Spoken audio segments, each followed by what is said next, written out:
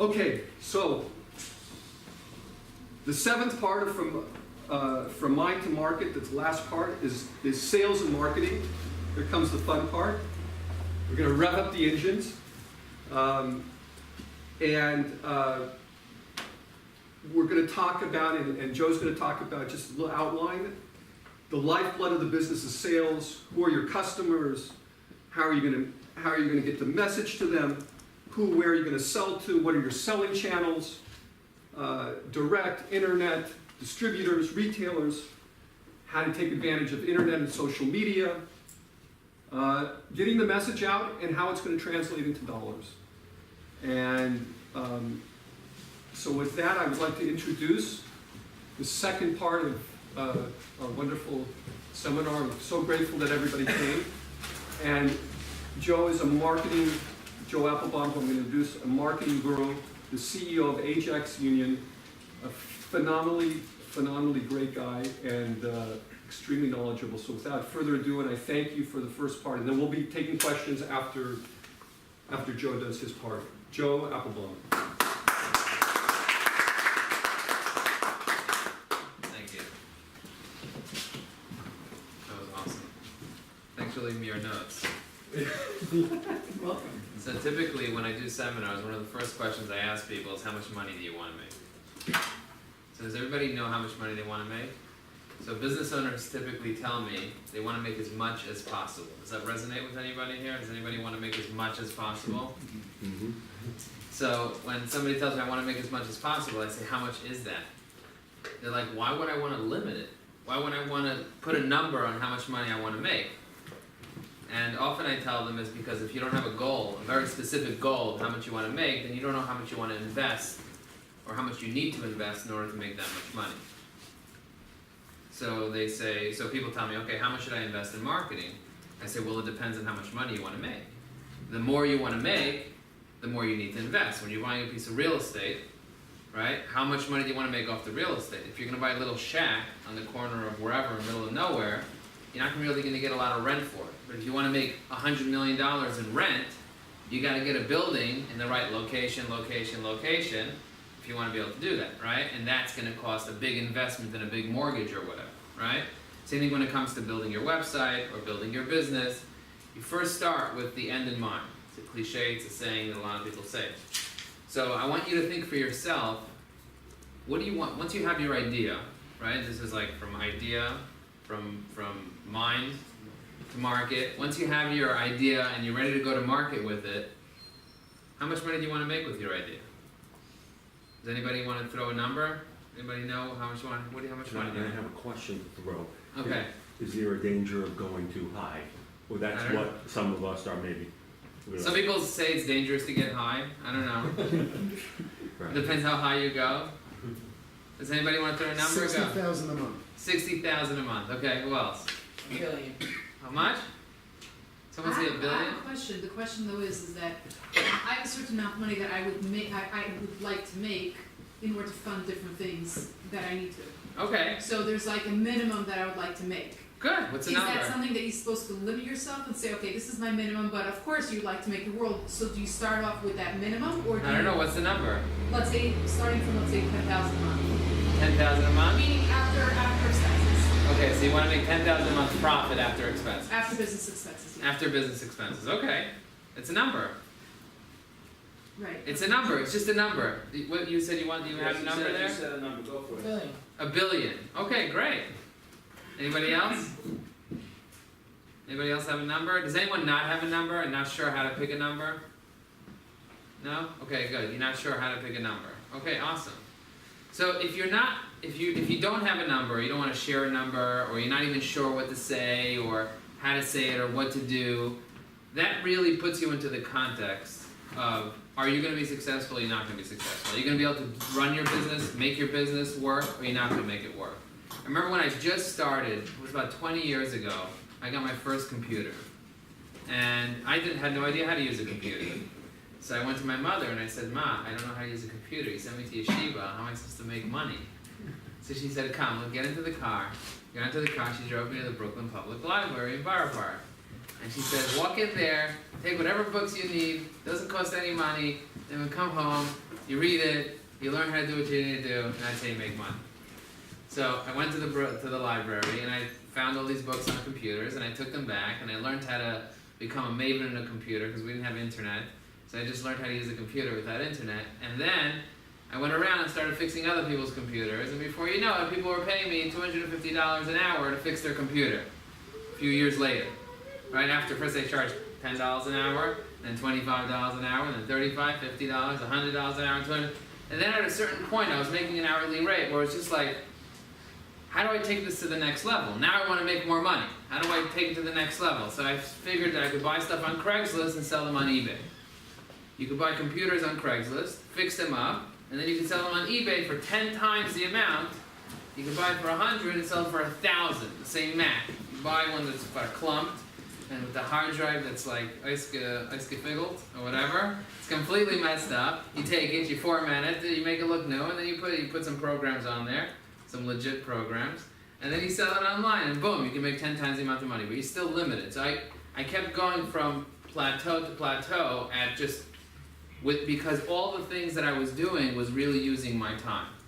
And also because I didn't decide how much money I wanted to make.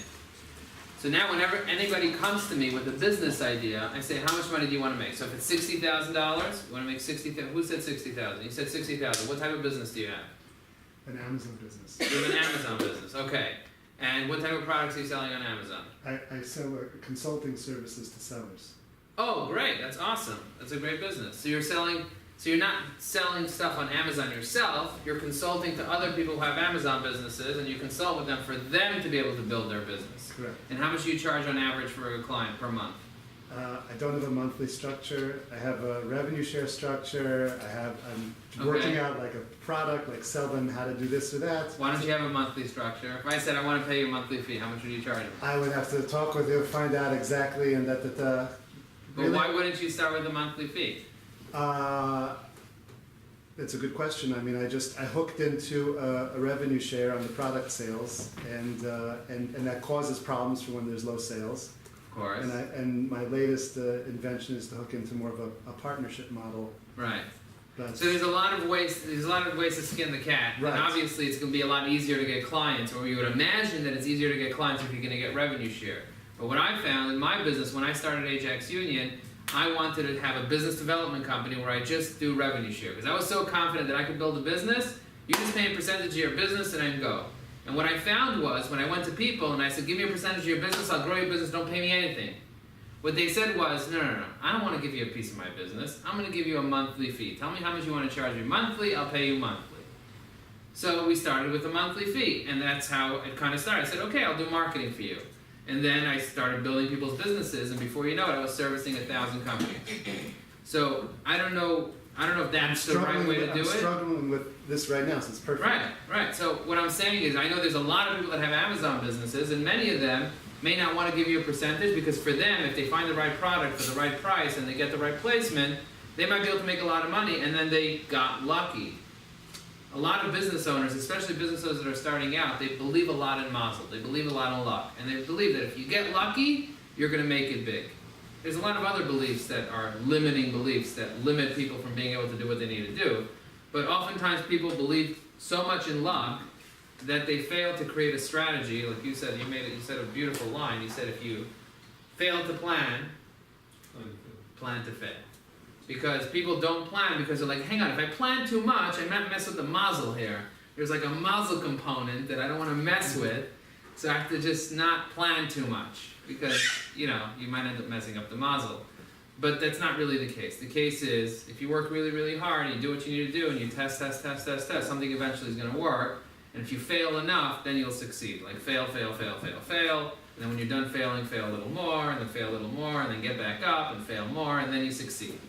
But you really only need to succeed one time to really be successful. That's what they say, because once you're successful and you realize what it takes, how many failures it takes to success, how many no's it takes to get a yes. I do coaching on my podcast for free. So I have entrepreneurs, they call me up and I do coaching for them, and then I record it and put it on for the world to hear. Instead of people paying me, I say, do it for free, but let other people hear it online. It's called Breakthrough Maze. Anyway, so this guy calls me up and he says, I have this business that does financial advising. And it used to be that he would help everybody, and then he decided he just wants to help high net worth individuals. But he's really down on himself because in the past year, since he started helping high net worth individuals, he was only able to help 6 people. And he was really, he's like, I feel like quitting. I feel like I'm not doing a good job. I feel like I'm not good at this. And I said, what's going on? How come people don't want to do business with you? He's like, probably because I'm not a good advisor. So I said, you said you're working with 6 people right now. If I call the 6 high net worth individuals that you're currently working with, do you think that they would tell me that they like working with you? He's like, of course, they love me. I'm doing a great job. That's why they use me month after month. So I say, so why do you think you suck? Why do you think you're so bad and you want to quit? He's like, because the other 54 people that I spoke to a total of 60 people that I built a relationship with over the past year, only 6 of them used me. So I said, maybe that's what it takes. Maybe it's 1 out of every 10 people that you build a relationship with will use you. He's like, huh, I never thought of that. I never thought about that. I never thought about it that way. I always thought that, maybe half of the people would use me. And I said, you've obviously never been in sales because 9 out of 10 times you're going to get a no. Maybe maybe more, maybe 90 out of, 90 out of 90 times, or if you want to get 1 successful appointment, you have to make 100 calls. Like people think that, I'm going to make 10 calls and I'm going to be successful and I'm going to do what I need to do, or I'm going to have 10 leads and I'm going to make it big. It's not about that. It's about being able to figure out what that number is. And that's why you really have to understand where you want to go. So if it's $10,000 that you want to create in profit per month, the question would be, what do you need to do in order to get there? What are you doing right now in order to do that? Me? Yeah. I sell distance learning programs. I create and sell them. You sell what? Distance learning courses in Okay. marketing and design. That's great. So I'm actually morphing into, that's why I'm here too, because I create products that I sell. And it's interesting because the person that does the Amazon business who's mentioning the product, I'm an expert at packaging up material and then selling it this way, like make money while you sleep thing. I've been doing it for years already. Like a course. Like a course, exactly. So That's great. I'm morphing into now helping other people take the material that they know and be able to sell it. So find an expert. Who in this room is an expert? Any experts in the room? There's 1, 2 experts. Nobody else is an expert? You I'm guys sure don't know everybody's an expert in something. Everybody has knowledge that other people would love to gain. Like, that question that you get asked tens of times, Yeah. and you have that answer for it. So that's really what you take. You take that and you just turn it into something that lots of people could enjoy, not just 1 person or 2. And I reach people, my courses reach people worldwide. That's awesome. So I just want to tell you, if you know anything, like there's a little voice in your head that's speaking. A little voice in your head that's always going, right? You have a little voice, and the voice sometimes tells you you're not an expert. You're like, am I really an expert? Like, there are other people that are better than me. But just because somebody's better than you doesn't mean you're not an expert. Everybody in this room is an expert at something. Ask yourself what you spend a lot of time doing. Some people are an expert at watching television. Other people are an expert at learning Tyro. Somebody else is an expert at running an organization, or at sales, or at marketing, or at playing video games, or whatever it is.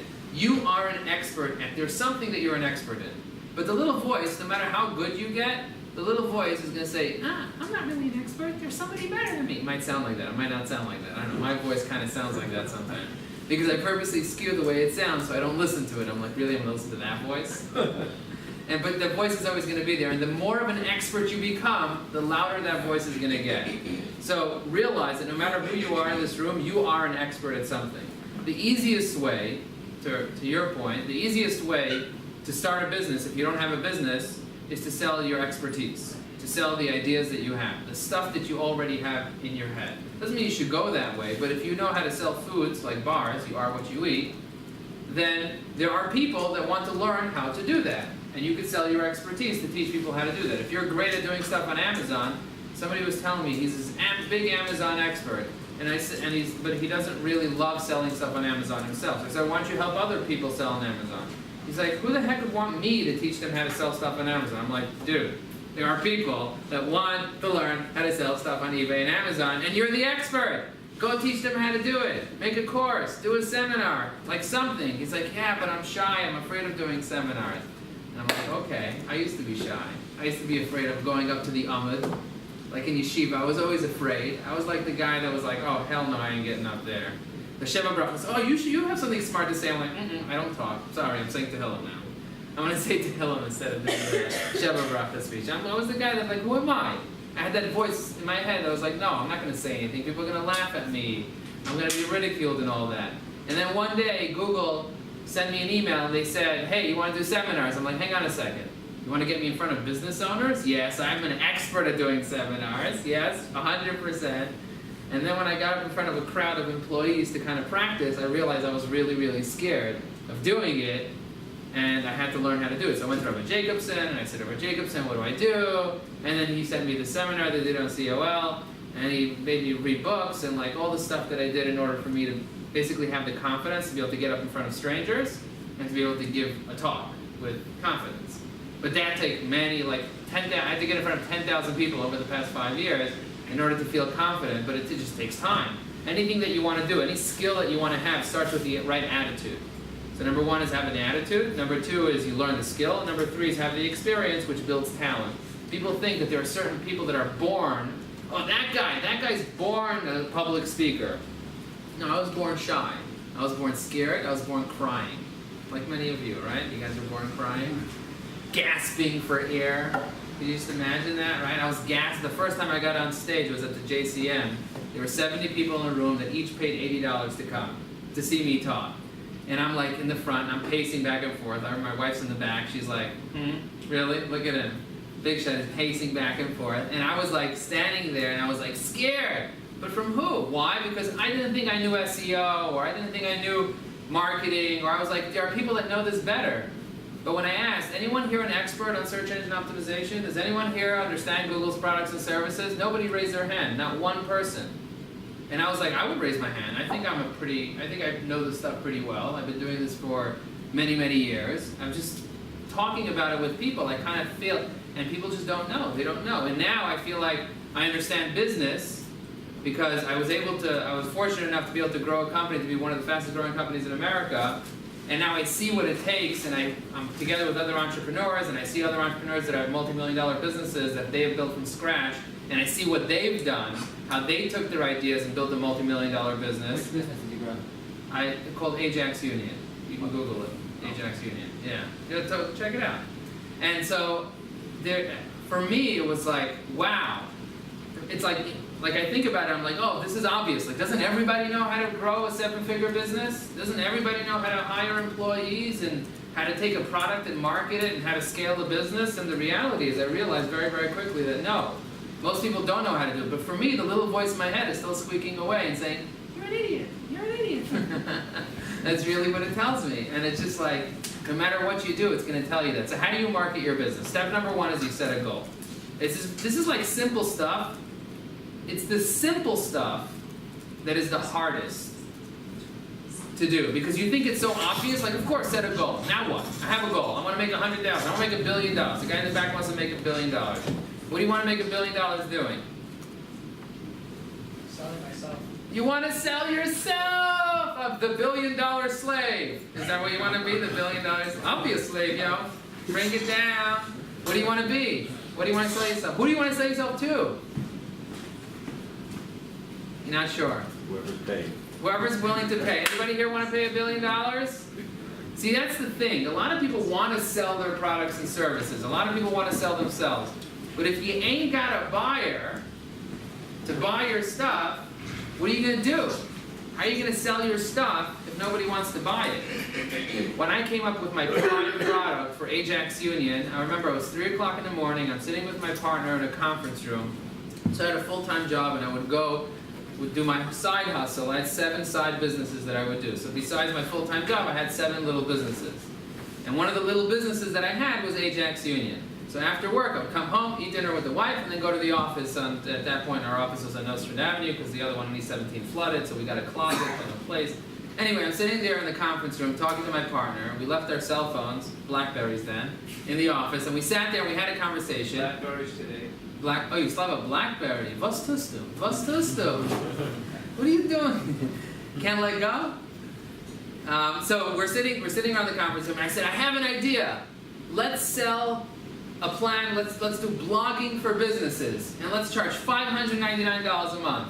we do articles, blogs, classified ads, directories, we'll do a little social media, and I drew it all out on a piece of paper and I put it there and I was like, this is what we need to sell. We're gonna get 100 customers. We're gonna get 1,000 customers. So he looks at me, he's like, you're out of your mind. You're literally out of your mind.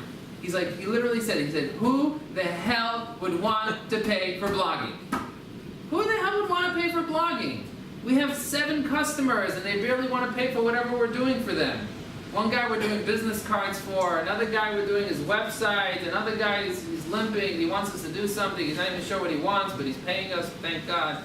Like, what do we do? What are you going to do? Who's going to want all this stuff? I said, what do I need to do to prove to you? He said, go to 5 people. If they say yes, this is the only thing we're going to sell. So I went to the 5 people I know, and they all said yes. They all said, yes, I want to pay $599 a month for you to do all those things, because I filled up a whole paper of all the things I'm going to do. Yes? What was the price based on? It was just based on what Was it like, it was a combination of what I think I can get it for without me doing the work, because at that point I didn't want to do the work. I already had 7 businesses that all took up my time. I wanted to do a business that doesn't take up my time. That was where I was at in my life. There were 2 things I wanted to do. I wanted to do reoccurring revenue, right? Something that's reoccurring, because I was doing websites with Apple's Creations, and when I did Apple's website, I was done with the website, I had to find 100 customers a year to try to make a couple dollars, right? So I'd do a website, and another website, another website, another website, another website. I wanted something that was reoccurring, and search engine optimization or marketing was reoccurring revenue. So that was one of the rules that I set for myself, that I was going to do a business. It would be that I didn't have to do the work myself, and that it would be a reoccurring revenue. All I had to do was go find the customers. Good. The 5 customers said yes, the price is low enough, it makes sense, there's no risk. I came up with this whole... Anyway, so I go to my partner, I'm like, nobody's going to do it. There's 5 people that say they're going to do it. He's like, all right, let's rock and roll, let's do this. We set up a website, the whole shebang. Before you know it, we had 30 customers. And I quit I went to the CEO that I was working for. I was the CMO of thewatchery.com. I took the company from 3 million to 40 million. He was really happy. I walked into his office and I'm like, listen, I had this side hustle called Ajax. He was like, yeah, how's your partner doing? Good. So I said, we have 30 customers and my partner wants me to work full time. The business now can afford me full time. What should I do? So the CEO gives me a hug and says, you know what, you helped me so much, I want you to go run your own business, be your own CEO, I'll be your biggest customer. So I went from having a $599 customer to having a $5,000 customer now, which basically, it made sense for me to go. I'm like, all right, see you later. So I got up and I went, and it was the business completely, once I was in the business full time, the business completely changed, and we rapidly doubled the business and doubled the business and doubled the business a few years in a row, and that's how we were able to get the Inc. 500. But for me, it was like, who would want this, right? Like my partner's like, who would want this? And then you just go ask people if they want it. And if they want it, and the market wants to pay it, then boom. And then I started offering other services like pay-per-click and email marketing and this and that and the other thing. And before you know it, we had clients that were paying us $5,000, $10,000 a month. We even had one client that was paying us $45,000 a month, which was like, like, how can I do that, right? How's it possible to charge somebody $45,000? Like, how could anybody ever pay you more than a few $100s a month? But the reality is, like, when I walk down the street and I look at businesses, does anyone know how many businesses are there in the United States? Take a guess. How many? Like 3, 4, 5, 10, 1,000? 300 million. How many? 300 million. No, there's 300 million people, not businesses. How many businesses are there? That's a good guess, though. Anyone have any idea? About? 50 million? 20 million, 50 million? 1.2 million, I think. 1.2 million. Anybody else? Throw a number. 5 million. 5 million, good. Are you counting all the LLCs that everybody has in I don't know, just throw a number. You're a thinker, I like it. Throw a number. 25. How many? 25 million. 25 million, good. So if you just Google online, you'll find a lot of different statistics. And it depends on if you're counting the LLCs, if you're not counting the LLCs, the companies that go out of business, the companies that are in business. But there's a statistic that I heard somebody say on stage in front of a lot of very prestigious CEOs. He said there are 34 million businesses in the United States. 34 million. And out of the 34 million, 96% of them are doing less than $1 million a year in annual revenue. So most business owners, most businesses are not making enough money to pay the business owner a decent salary. Why? Because most businesses are doing less than 5% profit. So you're doing something, right? Especially if you're selling something on Amazon, right? You know that people are not making tons and tons after Amazon takes the 25% or the 50% or whatever it is, and you have to pay for the product, which sometimes It can cost you to be able to be competitive enough, and cost you as much as it costs you to get the stuff, right? So it becomes very, very difficult. So how are you supposed to make money if like most people are not making it? Like I thought that every guy that had a store was making it big. I was like, oh, look at Kosher Delight. Oh, how much money are they possibly making? I love Kosher Delight. I lost 80 pounds because I stopped eating at Kosher Delight, and then they went out of business when I stopped buying it. So There's a new one opening up. there's a new one opening up. It's awesome. I'm not gonna go there. I'm gonna do my smoothies and like all the stuff that I'm into now. But what I'm saying is, if you go around, you look at businesses, most businesses are not really making money. And the reason they're not making money is A, because they believe in luck, B, because they don't trust people, and C, because they don't change, but mostly because they don't really have a plan of how they're going to get to where they want to get to. If you don't have a plan of where you want to get, how you're going to get to where you want to get to, and you don't test it out with the market, it's not going to work. It's not going to work because if you don't know where you're going, you might get somewhere else. I tell that to everyone I meet. If you don't know where you're going, how are you supposed to get there? How are you supposed to get there if you have no idea where you're going to go? But if you have a plan and you go out to the market and you know you want to make $10,000 a month, or you know you want to make $60,000 a month, or whatever it is that you want to make, and you have a real plan of how you're going to get there, and then you have real customers today that are paying you what you're asking for in order for you to get there, and you know how many more customers you need in order to get there, that's the path to go from market to wallet. It's really that simple. And a lot of people don't think about it in that term. I didn't think about it when I had my sukkah business. I was like, who wants me to build them a sukkah? I'll build you a sukkah. It's 175 up and it's 175 down. That's what I charge. You want me to build you a sukkah? I'll do it for you. I put up a flyer in the sukkah centers, and I had 3 different crews with Bachram going around building sukkahs. Borough Park, we had a Borough Park surcharge. In Williamsburg, we had a double Williamsburg surcharge because everything in Williamsburg's crooked. Not the people, like the houses and stuff. But like, you know, wood sukkahs were a nightmare. Bamboo poles, $200 surcharge. You're like, $200 surcharge for bamboo? You know how heavy bamboo is? Bamboo is so heavy. But people paid. There was a guy that used to pay me every single year $1,500 to build him a sukkah. Like, wow, that was amazing, right? So think about it. Do people, but I didn't have a goal. I was like, I want to do as much as possible. And I was servicing 400 customers every single season. And I was making tens of thousands of dollars doing it. And I was like, wow, I'm making so much money, and it's all cash, and it's great. And I pay all my workers, and it's just amazing, and it's so much fun. I remember at 3 o'clock in the morning counting money, like 20s. It was just like so much fun doing it. But it wasn't a business. It was just me doing stuff, right? It was just me just doing stuff. And a lot of people are out there just selling Gisreigin. Or they have a pizza shop, or whatever it is they're doing. They're just doing stuff. They're not making a cheshbon. They're not trying to grow $1 million business. So does anybody here in the room want to grow $1 million business? Yeah? A couple. Okay, cool. About half of you want to grow $1 million business. And one wants to grow $1 billion business. Okay, that's awesome. That's great. That's great. I was listening to, so there's an app called Blinkist. So if you guys don't like reading books, I know most people don't like reading books. I know I used to not like reading books. Now I do actually like reading good books. So I start reading books, and then I see if they're good or not good, and then I decide if I'm going to go deep. Sometimes I finish books. Sometimes I study the books. I read them 6 times. But books are really, really important. It's kind of like taking somebody's wisdom that they worked their entire life, and then they put it into a book, and then you learn whatever you want to learn. So if you're into Amazon, or if you're into courses, or whatever you're into, read books about that stuff. But there's an app called Blinkist, very, very practical, that makes summaries of the books, and then you can actually listen to it. So I listen to like 3 books a day, and it takes like 8 minutes. So if I'm walking to work, or if I'm on my bike, or in the car, or whatever, I'll listen to a book in 8 minutes. I just listened to a book called Snowball. That a guy wrote a book about Warren Buffett, and he wrote about how Warren Buffett went from what? She? Okay, you read the book? Okay, good. She. I didn't even look at who the author is. But that's awesome. She wrote a book called Snowball. And I listened to the book in like 8 minutes. And it was amazing. It was a fascinating story. I have to listen to it again to remember all the details of it. But it was really fascinating. The point is, you got to get the knowledge, the information, in order for you to be able to build a business. You're not going to be able to learn what it takes to sell. You're not going to learn what it takes to organize your business. When I started my business, the only thing I had was a smicha that I got, that I had 4 up on him sign in Eretz Yisrael. And that's all I had. I didn't have anything else. Nothing. 0. Nada. I have no idea what a CEO was. I had no idea what SEO was. Like I literally knew nothing. I was selling SEO, but I didn't really know what it was. Eventually, I learned quickly what it was or what it wasn't because my clients needed results and I had to figure it out. So I bought a book, like the Blueprint of SEO and the Bible of SEO, and I bought more books and more books and more books. And the more I read, I was like, oh, really? That's how you do it?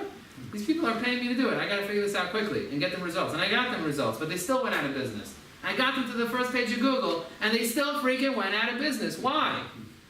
Why did 90% of my customers go out of business? Because that's what businesses do. 9 out of 10 businesses go out of business. Within the first 3 years, more than half of them go out of business. Within the first 5 years, most of them are out of business. Within 10 years, I think almost all of them are out of business. People just go out of business. That's what happens. You see the stores opening and the stores closing. You see this guy used to do this. No, he doesn't do this. You got the 7-year itch. The 7-year itch is called the 7-year itch because people itch. They start something. They didn't make it big. They didn't get lucky. Maybe I'll get lucky somewhere else. I'll try my mazel doing something else. You ever heard that? My mazel didn't work in this business. No, the same mazel that didn't work in that business is not going to work in the other business because you're the one that has to work. If you want to grow your business, you got to grow yourself. That's step number one. It's because Go. of the Mashana Muck of Mashana Mazel fault. Right, exactly. But that's a self-limiting belief. It's not always about the mazel. Sure, mazel plays, mazel plays a role into stuff. But it's not always about the mazel. A lot of it's like, dude, do you have a strategy? Like, what's your strategy? Go. There's a really good school that people use. It's called To get a job? It's called hard work. Oh, yeah. Rabbi Jacobs always says, if you want to make money, it's a real great school to get a job. Or to open up a business, right? Or hard work. Or whatever it is. But hard work, without a strategy, you're going in circles. There are people that do the Strength Finder test. Anybody do a Strength Finder test? Like Myers-Briggs. No, it's different than Myers-Briggs. Myers-Briggs is a personality test. This is the Strength Finder. So look up Strength Finder 2.0. It's a book, but it's also a test that you can take online for $15. And it tells you what your top strengths are.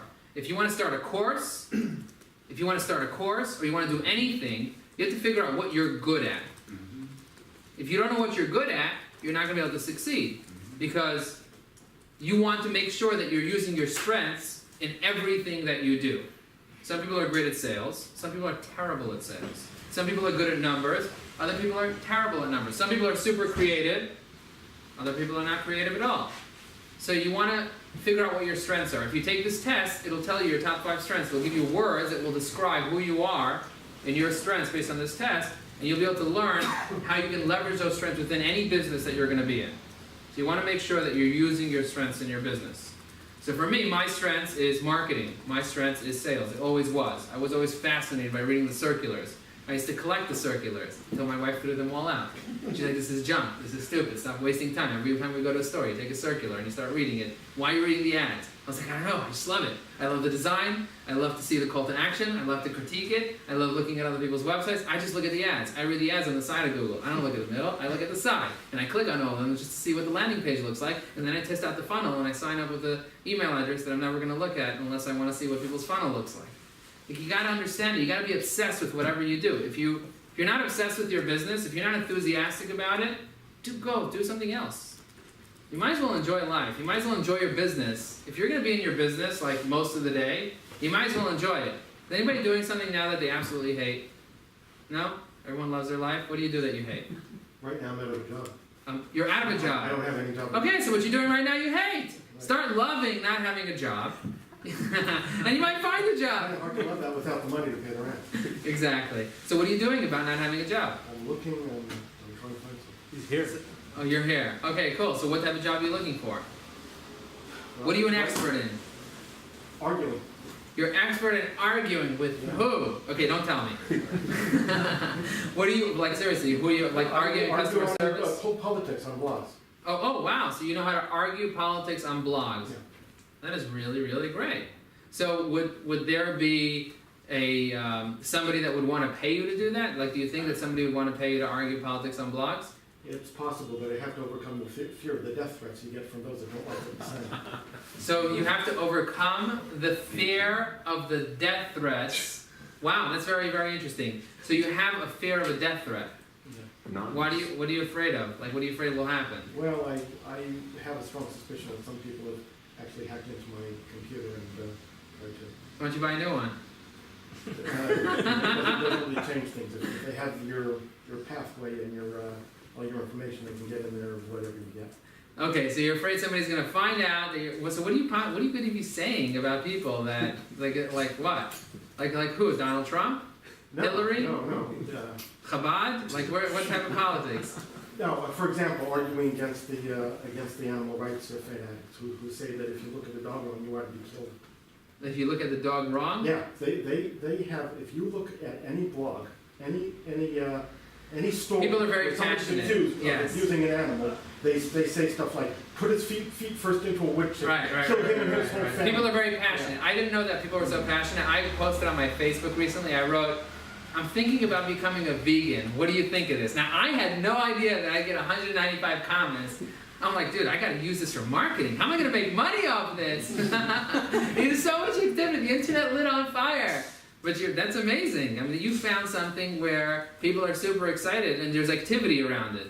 Like, how do you do that without trying to get killed? Like, that's the question. I use, screen names that aren't my actual name, things like that. Or say things that are kind of like, I don't know, maybe there's a way to do it. Maybe there's a way. You gotta kind of like brainstorm I more. found a few blogs that are a little less, let's say, less dangerous to go on. Cool. Have you considered starting your own blog? I've considered it, but if you are the one behind the blog and they find out who you are, then you're really in trouble. Oh, really? Is that what? Did somebody tell you that, or That's what I've. have you heard of any stories of anybody got killed as a result of this? I actually heard one story like that. Where?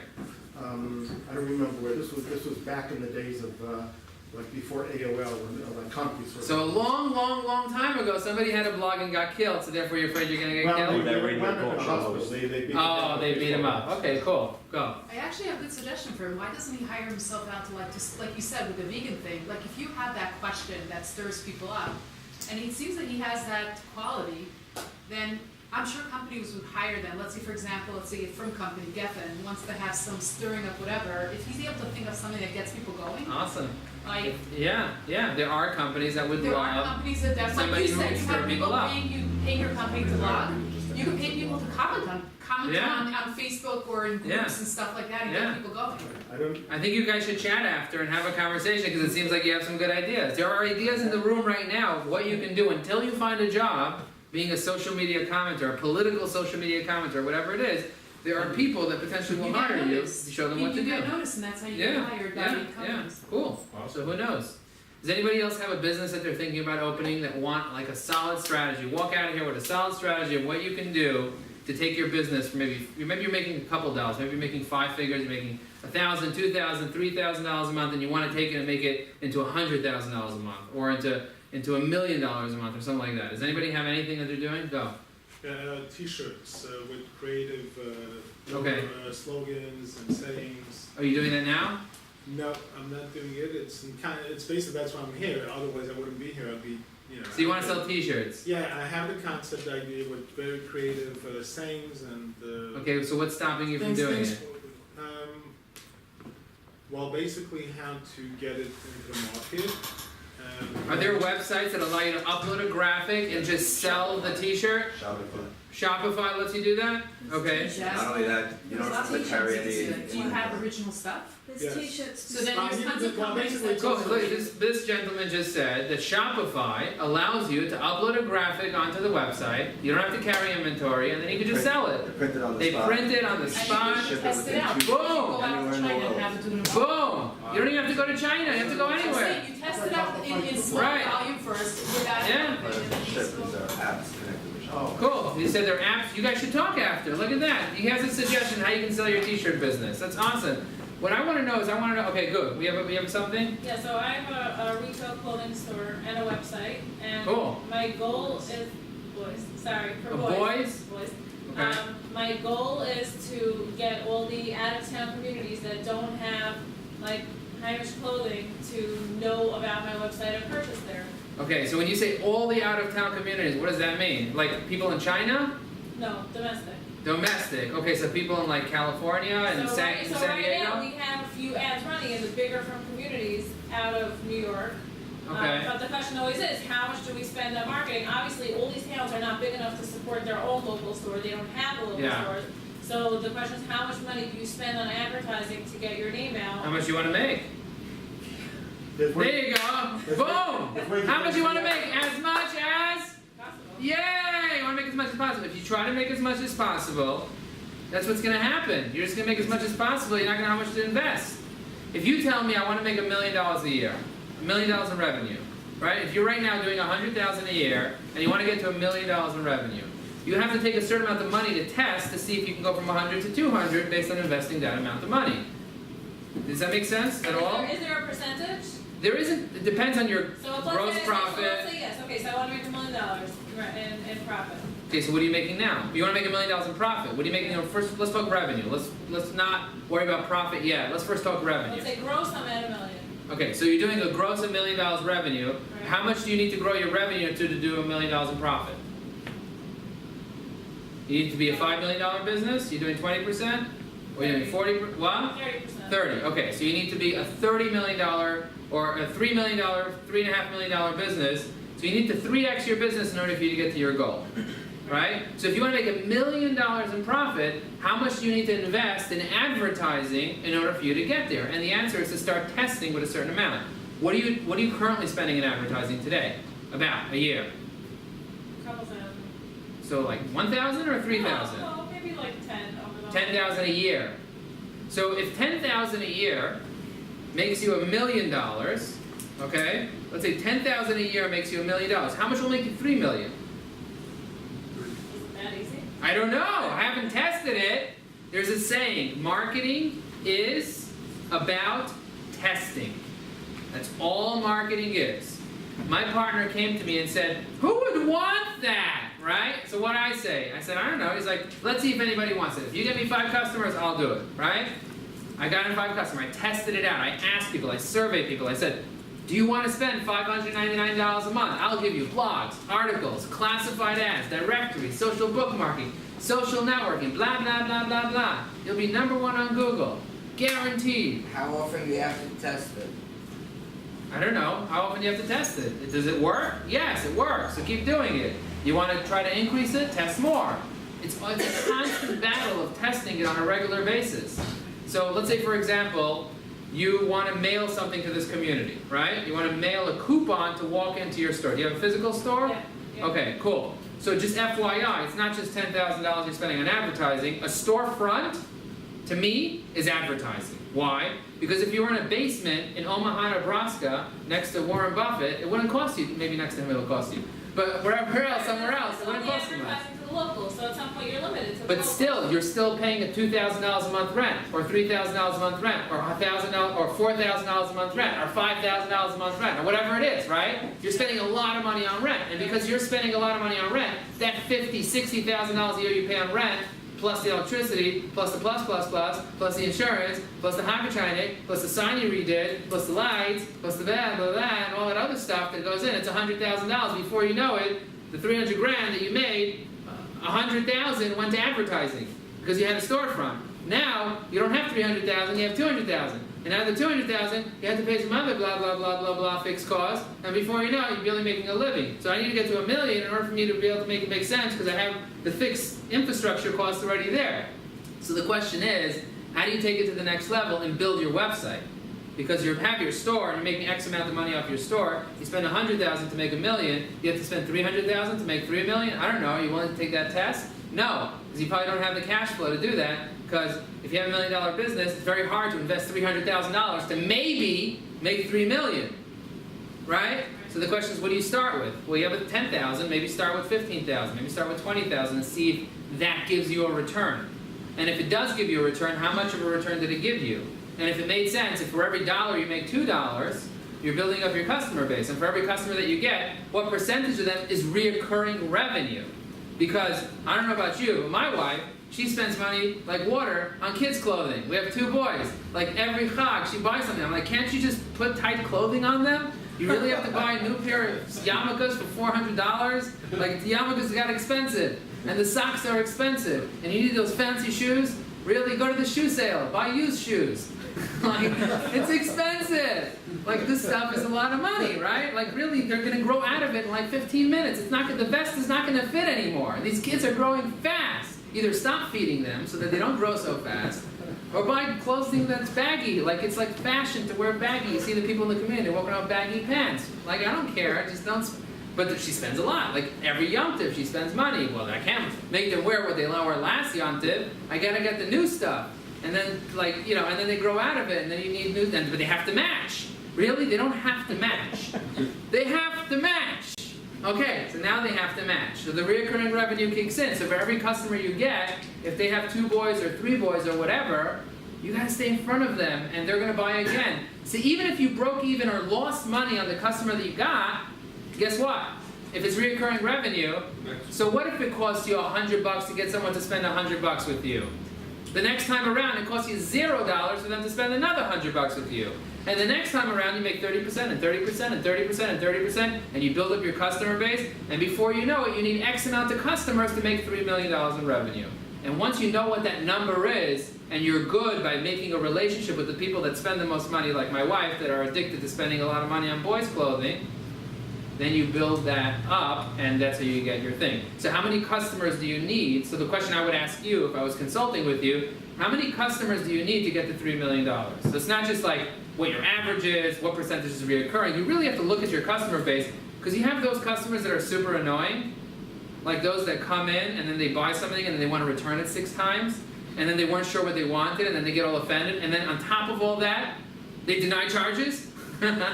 Because the button fell off 16 months after they got it and it didn't fit anymore. Like those are not your ideal customers, right? You want the customer that buys it and buys extra just in case maybe and matches, and they want the neighbors to match with them too, so they buy for the neighbors too. And they want everyone to match with them, or they want to make sure that nobody else has it, so they buy everything that you have, so that they're the only ones with it, right? Those are the best ones, right? They just like totally sell you out on the product. But you want to think about how many customers you need of the right type of customers. How much does it cost to acquire a customer of the right type of customer? How many do you need? And what are you willing to invest to test to see if it'll work? So for me, when I was building my sukkah business, it cost me $150 to print out flyers. It's a lot of money for a bacher to print out flyers. I don't know if it's going to work, if all the trees that I put. You know, people were talking about dogs. They wanted to kill me for putting staples in a tree, too. I got death threats. They're like, don't you dare ruin the tree! So I started using tape and put it around the poles, and the sanitation started calling us. It was a big problem. But anyway, bottom line is, for that $150 that I invested, I made over $10,000 in reoccurring revenue from those flyers. $150, so it worked, right? So now I have to do more. So I spent $400 on flyers, and I hired guys just to go out while we're building the sukkahs to put flyers everywhere. People didn't like that. Go. You speak constantly about marketing to increase revenue and profit. Is that all it is? It's just Simple. just marketing? What about R&D, research and development? I don't know, research and development, rip off and duplicate. What's that? R&D. That works. Rip off and duplicate works. Find something that works. A lot of people want to find a unique idea. You're talking about finding, you don't need a unique idea. Find where the money is and follow the money. There's a saying that some gurus use. It's like success leaves clues. You ever heard that saying? Success leaves clues. Follow the clues. You see the footprints? It's going to the goal. Go that way. Most people will be like, I'm not going to go there. They already got the gold. They're getting the gold. Go there, but find the niche that makes you stand out within there, right? You want to stand out. You don't just want to be just another person in the... There's something called the red ocean and the blue ocean. Anybody heard of the blue strategy, right? And the red strategy, right? The blue strategy, the blue ocean strategy is where the blue ocean is, and it's beautiful, and there's plenty of fish, and there's no sharks eating anything. And then the red ocean is like where all the sharks are eating everything, and the water's red, right? You don't want to be fishing in there because there's not a lot of food left. There's just red, there's blood. You want to go where the blue ocean is. So in order to go to the blue ocean is you got to find out what sector you want to be in. Do you want to be in the wealth sector? Do you want to be in the health sector? Do you want to be in the relationship sector? What sector do you want to be in? And then in your sector there's something called a sub-market. And in the sub-market there are niches. The sub-market's usually red. Everybody's in the sub-market. But if you find a niche, if you say you're not just going to do boys' clothing, because everybody's selling boys' clothing, but you're going to do Jewish boys' clothing for boys that are overweight. Now that Might be a good idea because that's a niche. But then you also sell to people that are not overweight or soon to be overweight or whatever it is, right? Or boys that are too skinny or boys that are too tall or boys that are whatever. But you're known for something, and then you can get people from the submarket to buy from you as well. You got to find the niche. Does that make sense to everyone? So find your niche. So it's research It's and all about development. marketing, is that what it is? You double, start- triple your revenue? Marketing is about research and development. Marketing is about research. I said marketing is about testing. Testing is research and development. That's what testing is. So you find a market, right? You find a t-shirt market. You want to sell t-shirts. You found a t-shirt that gets people all bent out of shape. Speak to this guy because this guy knows how to get people bent out of shape. You want people to have t-shirts that get other people bent out of shape that makes people want to buy them so they get killed. Because some people just want to kill emotions or whatever they want to do, right? So you get some ideas from this guy, you put them on the t-shirts, you put them online, the vegans like curse you out, now everybody wants to buy it because the vegans are pissed, and now they're going to buy it because like whatever, right? Now it's a whole thing going on, and your shirt went viral, you write, I eat animals proudly, something like that, post it on some Facebook group, he'll teach you on Shopify how to do it, she'll make a course on how to get over the anxiety, for you not to get whatever, because they'll find out who you are, or whatever it is, and if you have boys, she'll sell you boys' clothing, and everyone's happy. Right? And that's how you do it. Does that make sense? Yeah? It's that simple. Dude, this is simple stuff. You just gotta read the books and do the work. It's hard. It's simple. It's not easy. It's hard. But it's simple. It's like olive base. It's simple, right? I wanted to learn how to link. Am I gonna, okay, we can pass, okay, we got a couple more minutes. We got a couple minutes and then we'll And then we'll go do Q&A. Okay. I wanted to learn how to link. I was afraid of public speaking, I was afraid of all this stuff. I was certainly afraid of reading Hebrew because I went to About Yeshiva. I don't know if you go to About Yeshiva. You don't learn Hebrew About Yeshiva. You learn Puerto Rican stuff and the tracks. There's a lot of stuff going on in About Yeshiva. You guys should know. You should know. Anyway, so I wanted to learn Kriya. So I went to, because my son's going to be laning soon, right? It's a beautiful thing. I want to learn with him. He's going to be laning soon. I need to learn with him. So I went over to Rabbi Fitzy, what's his name? Rabin in our shul, and I said, could you teach me Kriya? So he said, why do you want to learn Kriya? I said, because my son's going to be laning. He's like, when's your son going to be laning? I said, 7 years. He's going to be bar mitzvah. I need to start practicing now if I'm ever going to be able to learn with him. So I said, okay, 7 years is plenty of time for you to learn how to lane. It'll probably take you like 2 months. I was like, no, I don't read. I don't read Hebrew. He said, maybe you don't sit down. Let me see, read. So I'm like, of course, if you're going to test me, I'm going to be able to read it, but I don't read in public Hebrew. Like, I can't. He's like, yes, you can. It's a self-limiting belief. So I started practicing, and before you know it, I'm laning in front of the entire show, right? Did I lane in front of the entire show?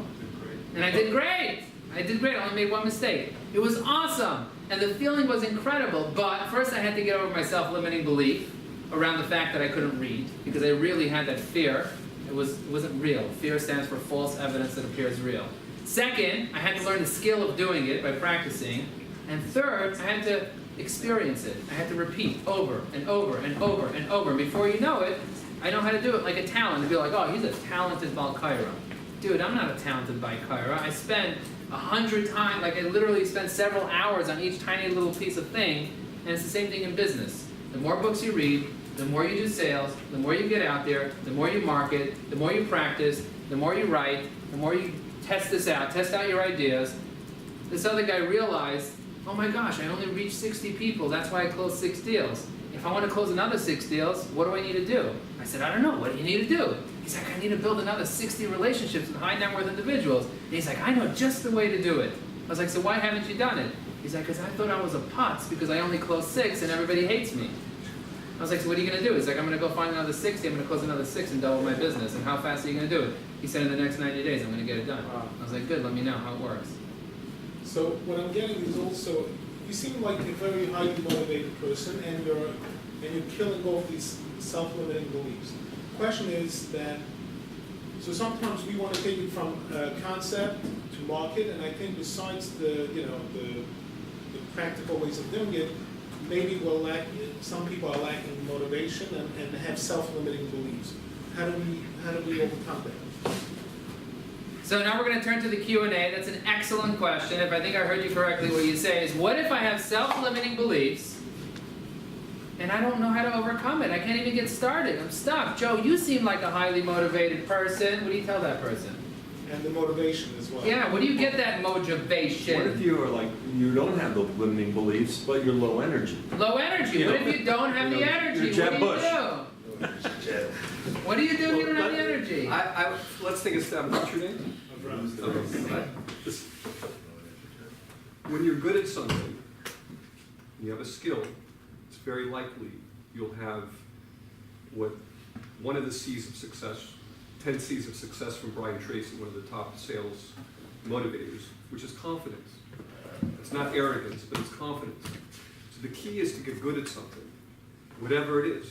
Like Yossi was saying, some people are good at marketing, some people are good at sales, some people are creative, some people are this, whatever it is. Find, you know what? God gave everyone gifts. GIFTS is an acronym, GIFTS, for God's investment for tomorrow's success. And it's plural, because everyone has multiple gifts. You don't have one gift, you have multiple gifts. So what does it mean? God gave you a gift. But what does that mean? If you're Michael Jordan and you don't work on your basketball skills, you stay at this level. If you're gifted at playing the piano and you don't work on it and practice, then you're thank you. How it could Yeah, fall, yeah, yeah. Then the gift did not come to fruition or flourish. I have something to add to that. That's awesome. Awesome advice. And totally, you guys should always play your strengths. Do the strength finder, figure out your strengths, play your strengths, you'll be passionate, more motivated. Another thing that I have to say about motivation is clarity. A lot of people, for C, for clarity. A lot of people are not clear what their goal is, what they should be doing, how they should be doing it, and when you're not clear about how to learn Gemara, are you going to be motivated to learn Gemara? Absolutely not.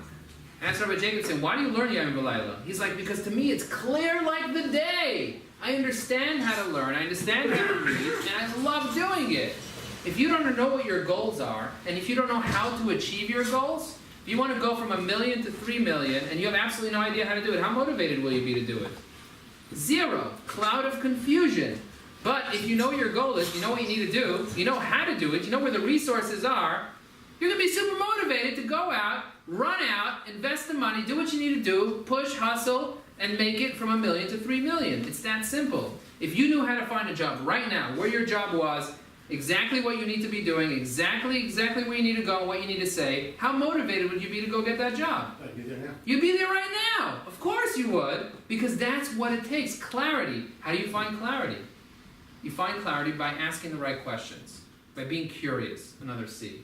Asking the right questions. People are looking for answers. You're looking for answers. You have a lot of questions? You're looking for answers to the questions you already have, and those questions are fixed. You're not changing the questions. You want to change the game? Stop looking for answers. Ask the right questions. The answers will be there already, waiting for you. The answer is usually right in front of you. You just have to ask the right question. Does that make sense? Go. How do you navigate creating a USP or unique seller What's your... Composition. proposition while doing private label? And especially coming from China where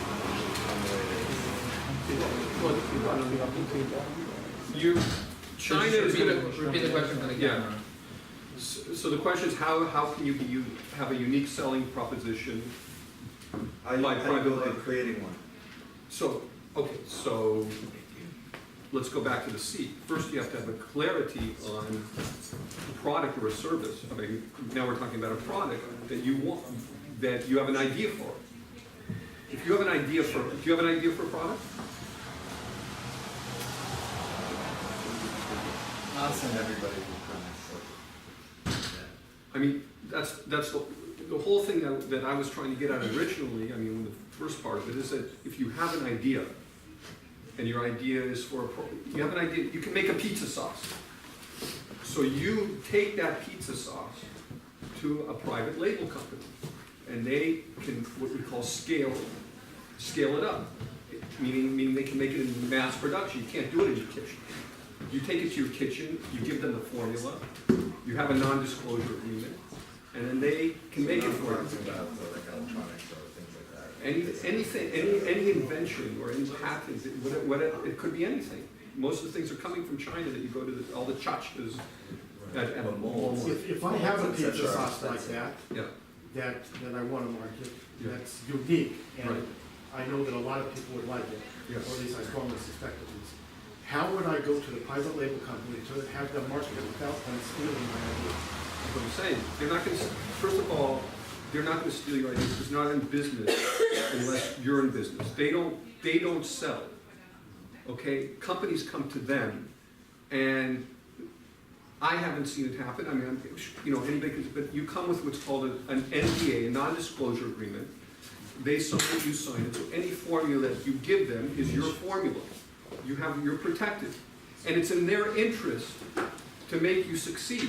They're not there to steal your formula because they don't have, all they do, all the private label companies do are, in the food companies, are people with white coats that go around with masks in their factories that make products for other companies. You have to have a lot of money to make such a deal? What is a lot of money? Well, I mean, In other words, let's say I wanna start marketing Okay, something so going to a few stores, can I just give them $50 to make 5 gallons of it? no, you're gonna need a chunk to get started. A chunk meaning a few $1,000s, not a lot, but a few thousand to do a practice run. Depends on the Is there any way to product. find- It depends on the Is there any way to product. find investors who would come up with such money? There was a guy here that helps him get investors. He's in the back over there. What's your name? What? David. David can help you find investors. Right? For startups. Awesome. Any other questions? Go. I had an idea. Yes, you No, did, haven't you? Like a quad, like quadcopters? A what? A quadcopter, yeah? Like a drone. A drone, right. Right. It should be used, like someone to carry their packages for them. Cool, like Amazon? Like Amazon delivery service? Right, Like but it has that? Amazon having problems with FCC because they want to send it. But I'm thinking about just like someone to follow you, like in Just the air. follow you around. Follow you around and carry Like a packages. creep. Just following you around. Right. Taking video of you, No, carrying your carrying packages. my safer, right? There's somebody, They there's, have one like that. So how would I go I've from seen my it advertised. they have something like that. They also have a thing with wheels. It's like a cooler, and it just follows you around from the grocery store. And it works like it's like awesome. It has wheels. It's a little robot, and it knows how to not bump into people. And you just put your stuff in there, and you just go home, and it just follows you on wheels. It's the coolest thing ever. Did you ever see that? They have stuff like that. But yeah, if you want like a little robot to carry your safer, they're gonna have it. And he can even learn for you eventually with artificial intelligence. Why don't you see it He in the can learn street? instead of you. Why don't you see it in the street? Is it because it's not practical? Because it's New York City, they'll steal it. In San Francisco, they have it. Really? Yeah. Now check out Facebook. I don't know if you're into Facebook, but they have it all over. By the way, just before the next question, I want to give a perfect example of the product that a company that we all know, where they didn't fall in love with their product. There was a company called Soy Delicious. You ever heard of it? Yeah. Okay. They were called Soy Delicious. A lot of negativity came out on soy. And everything was going to almond ice cream, coconut ice cream. Now, they could have loved their product and fought the market and kept their product as Soy Delicious. And what did they do? The brilliance, they changed it to So. S-O, So Delicious. We see it all the time. Just that little change kept the business from failing to becoming giant. That little one letter, the Y. Awesome. So, Thank you very much, everyone. Yeah, We'll wrap this up and we'll stay hang around for questions. Is that cool? sure. All right. Thank you very much, everyone. Yeah. Thank you very much for doing it. Awesome.